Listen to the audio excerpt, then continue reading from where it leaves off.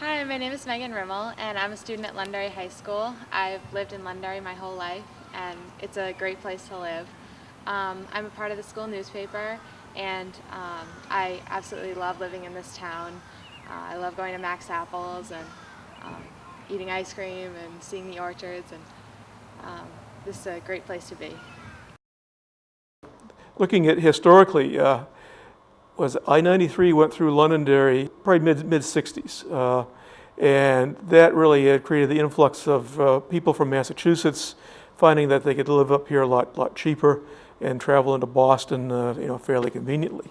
And probably what worked good for the first probably 10 to 15 years was great for those people, but it really put a lot of burdens upon Londonderry, which was a town at the time of probably 3,000–4,000 people. And we probably hit about, I think we're probably averaging like 2,000 people a year through the probably the 70s and the 80s. There isn't a month that goes by that a developer or a contractor doesn't stop into our place with a blank checkbook. And what am I going to do? Am I going to go live in condos? I would last, maybe I would last a half a day. Because this is what I love. This is what I do.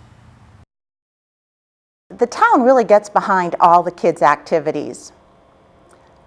Getting adults together is a little more difficult.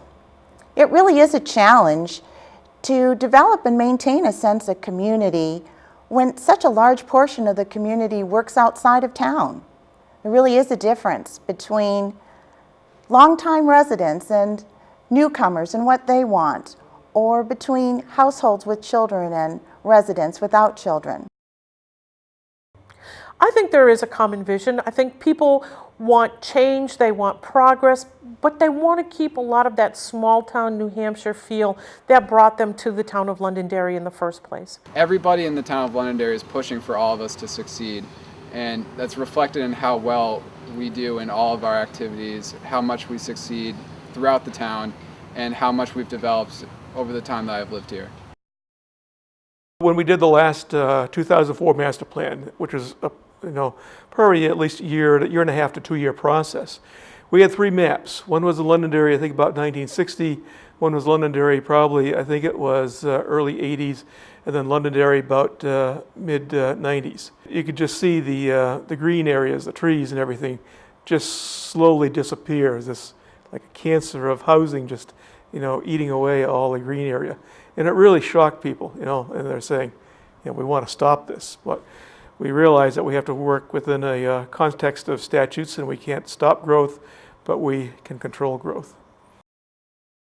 We're right on the cusp of development. We've got a couple of big projects that are in the works here in Londonderry that are going to have a huge impact. The I-93 widening is a definite. It has been budgeted, and the plans are already there. There's some of the construction work has started now. Some of the major work that's going on is at Exit 5, which is right in Londonderry. So we know it's going to happen, and this is the point in time where we really need to plan for it. The last thing that I would want to see planted on my land is single-family houses.